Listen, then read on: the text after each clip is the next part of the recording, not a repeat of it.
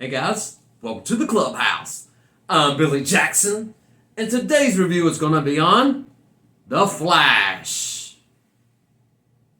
Okay, now first I'd like to thank Jack Patrick and Karen Patrick and Tommy Patrick and Jay Patrick for all inviting me to see The Flash with them for our first collaboration with Jack Infinity 203. Go and check him out on his channel. He has a wonderful YouTube channel. He does a great job. But we got to see this movie together, and I had a really good time, and their family is amazing.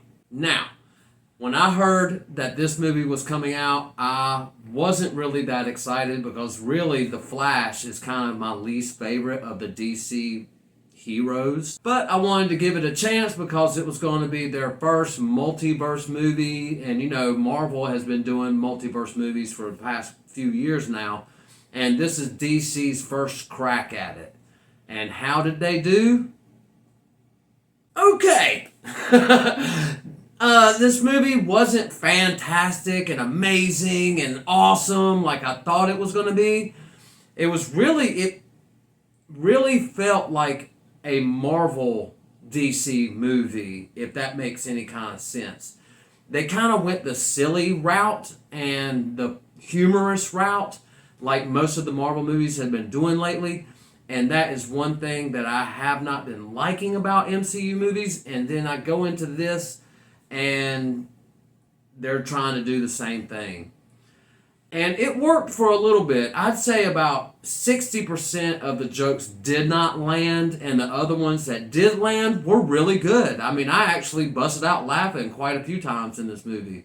But I felt some of the humor was really flat and felt forced, and it was really all from the Flash's character. You know, I have to admit, the first act of this movie I thought was really silly and a lot of unnecessary jokes, and I was waiting for them to hurry up and get to the story. Then they introduced Michael Keaton's Batman. That's no spoiler, it's in the trailers and everything. Yes, the 1989 Michael Keaton Batman is in this movie, and for me, he made this movie. Without him, it wouldn't have been as good as I thought it was. And it might seem like I'm trying to crack on this movie, and I'm not. It's really fun. I had a great time watching it. It was a good movie. It just wasn't super fantastic like I thought it was going to be. And maybe that's because I had high expectations going into this. Most movies, when I have low expectations, it's usually better than I thought. But with this, once Batman hit the stage, I mean, I was all in. And Michael Keaton did an awesome job bringing that character back. So I'm telling you, if you are a fan of the Michael Keaton's Batman, this movie is for you. That being said, all the Batman stuff is great. And Ben Affleck did a great job as his Batman as well. But I thought Michael Keaton really was the meat of the potatoes in this dinner of a movie. The Flash really should have been. But really, every time Ezra Miller was on film, I felt myself kind of bored with him, and I was ready to get back to the other good stuff. You know, I put away all the stuff that's going on with him, with the controversy and, you know, all the personal stuff that's going on in Ezra Miller's life. I went into this film with that behind me, and I wasn't even thinking about that. I really just wanted him to have a good performance. And there's a lot of scenes with him that do have a good performance behind him. All the scenes with him and his mother, you know, because the story is about him going back in time to save his mother's life. And he thinks that he could just save that one little life. He can remove one tomato can and put it in her grocery basket so she won't be alone at the house when she gets robbed and killed. That's going to just fix everything in his life. When it does the exact opposite, it makes all the multiverses start coming together, and really, in essence, that one tomato can was destroying all the multiverses.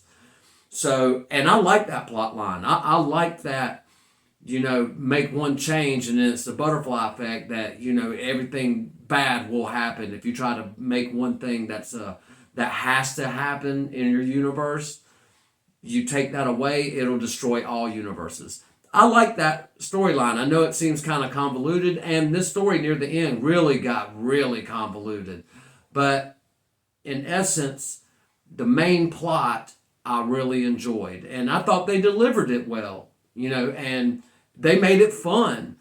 But this movie didn't have to be a comedy superhero movie, and that's how I felt it was. It was trying too hard to be funny, and that's the one thing I didn't like about it.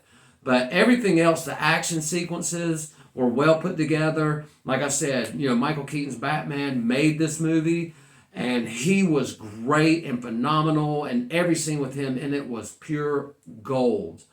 And let me say that Supergirl, all her scenes were great, and having her instead of Superman I thought was a smart choice, and they did a really good job executing that different reality and making it come across as believable, because I thought they did a wonderful job with how they were trying to tell the story. It's just it really started to step on their toes, I feel, a little bit near the third act and everything, because the third act really got jumbled up. And there were a lot of great cameos in this movie. I'm not going to spoil anything, but I loved every cameo that they did. And I was glad to see the stuff that they did. There is a post-credit scene at the very end, and we did wait for it, and we watched it, and I honestly thought it was useless. I mean, it was funny, of course, but it just seemed like they were trying too hard to make it funny when it could have been serious.